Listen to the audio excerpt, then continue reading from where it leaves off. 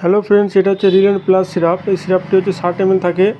এই সিরাপটি ম্যানুফ্যাকচারিং করেছে doctors Reddy private limited.